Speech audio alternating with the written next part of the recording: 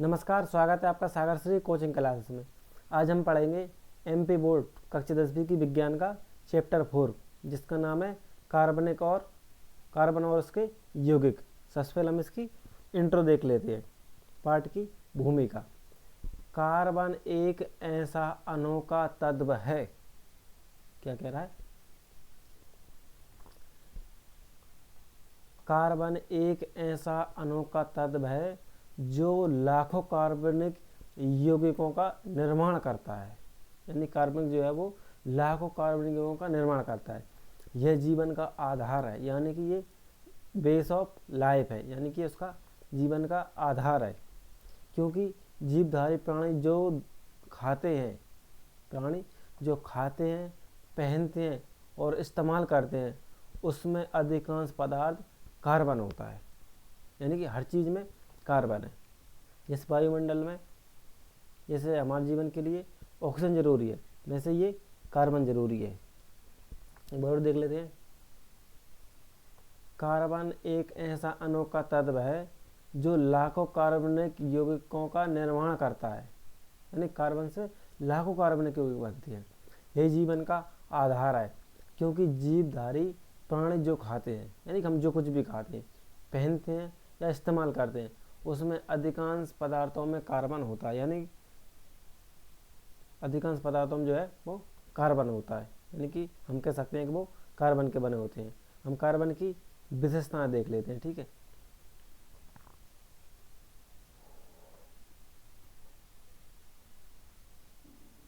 Carbon ये क्या है?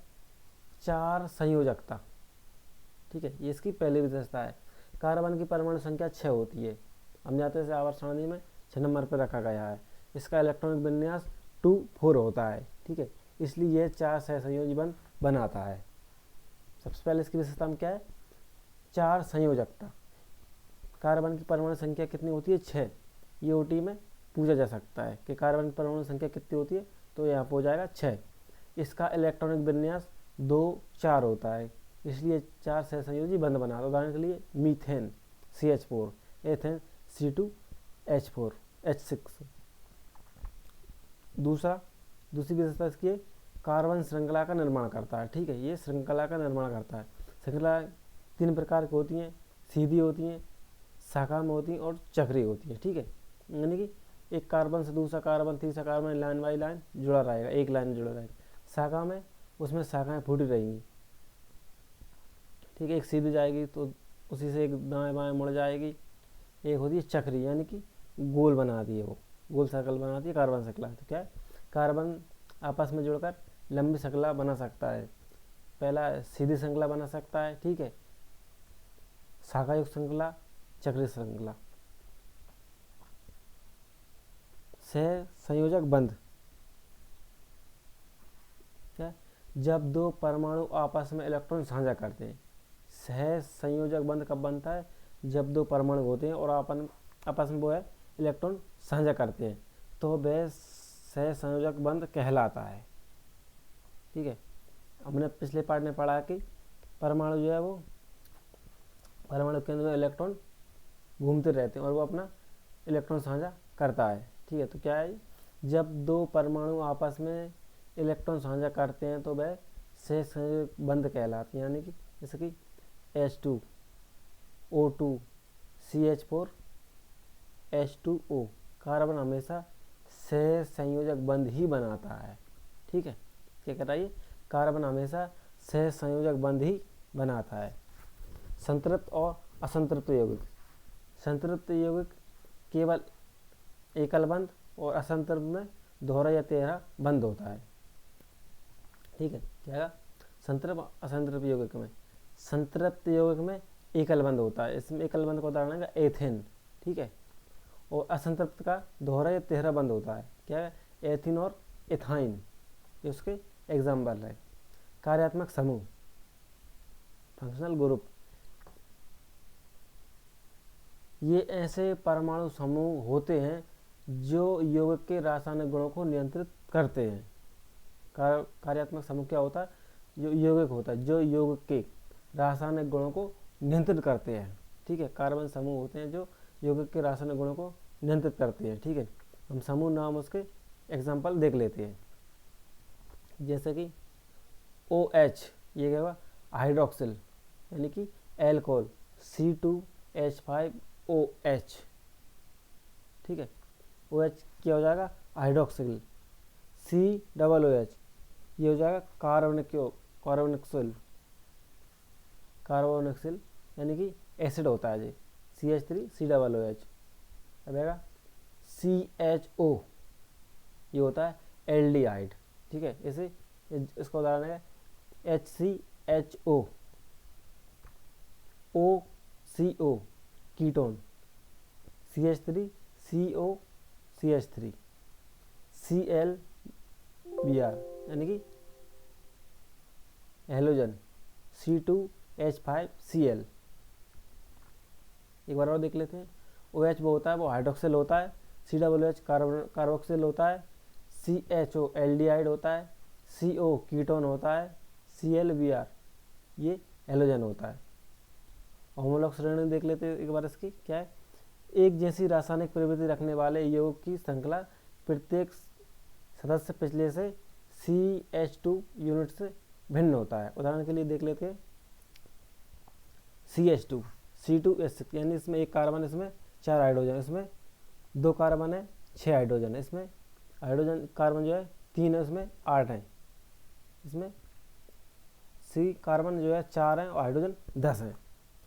एक जैसे रासायनिक प्रवृत्ति रखने वाले यौगिक की श्रृंखला प्रत्येक सदस्य पिछले से C2 भिन्न होती है, ठीक है। क्या कह रहा है, रासायनिक प्रवृत्ति रखने वाले यौगिक की श्रृंखला पिछले सदस्य यूनिट से भिन्न होती है। C2CH4, C2H6, C3H8, C4H10। प्रमुख कार्बनिक यौगिक देख लेते हैं, ठीक है, जो अभी हम इसमें पढ़ रहे थे।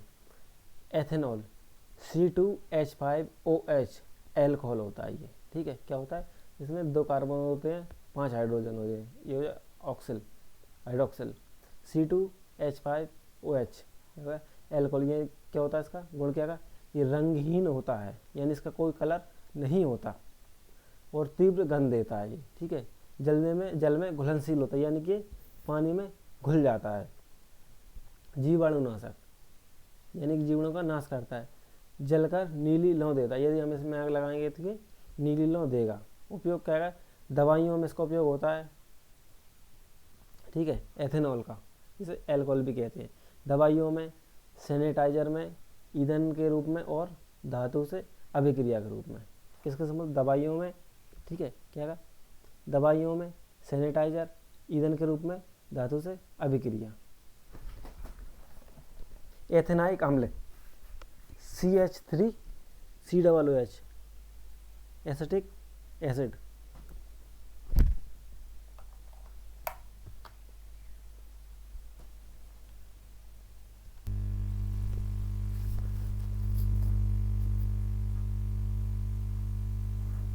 क्या है, इसके गुण देख लेते हैं। क्या है, सिरके जैसी गंध। एथेनॉल की जो गंध है वो कैसी होती है, सिरके जैसी गंध होती है, अम्लीय प्रकृति का होता है, ठीक है। यानी कि इसका pH मान जो है वो 7 से कम होता है। ये नीले लिटमस को लाल करता है। खाद्य संरक्षक में और एसिटाइल यौगिक के निर्माण में इसका उपयोग कहाँ पर होता है, यदि खाद्य को यानी खाने के जो पदार्थ हैं या जो हमारा खाना है उसे बहुत लंबे समय तक सुरक्षित रखने के लिए इसका उपयोग किया जाता है, ठीक है। साबुन और डिटर्जेंट, सोप, वसा और एनेओस से बनता है।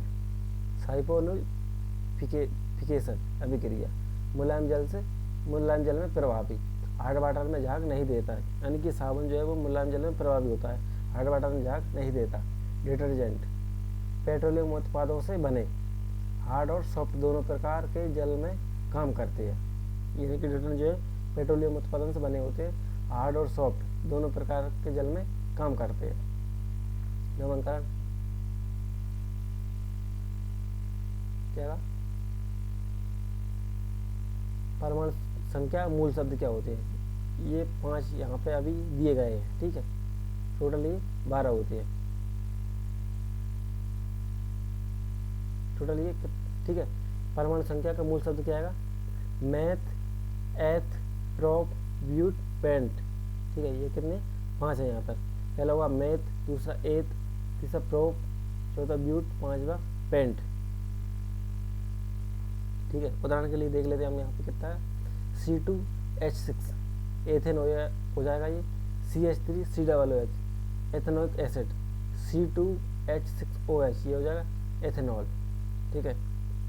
हमने इस वीडियो में पूरा चैप्टर कवर कर लिया है, ठीक है।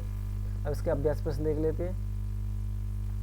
कार्बन की 4 संयोजकता का क्या महत्व है, सहसंयोग बंध क्या है, उदाहरण सहित समझाइए। संतृप्त और असंतृप्त यौगिक में अंतर, कार्यात्मक समूह का नाम और उदाहरण लिखिए।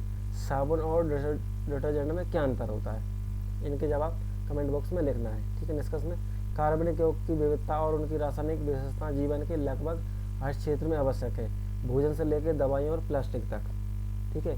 इस अध्याय में हमें कार्बनिक रसायन की मजबूती मिलती है। वीडियो कैसा लगा कमेंट में ज़रूर बताएं। यदि वीडियो अच्छा लगा तो लाइक शेयर सब्सक्राइब करें। यदि वीडियो एक बार में समझ में ना आए तो वीडियो को दोबारा देख लें और अपने दोस्तों के साथ भी शेयर करें और बने रहें हमारे साथ। हम 10वीं का विज्ञान का पूरा चैप्टर कवर करेंगे और लगभग 10वीं के हम सारे सब्जेक्ट कवर करेंगे। धन्यवाद।